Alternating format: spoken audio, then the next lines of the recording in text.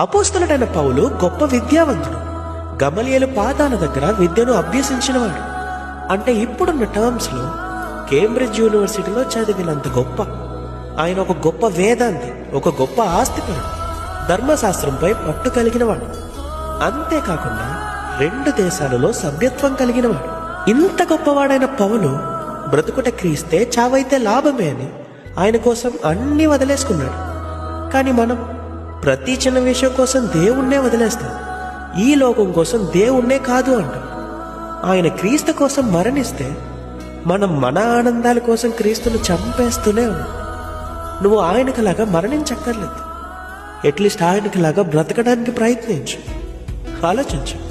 Shalom.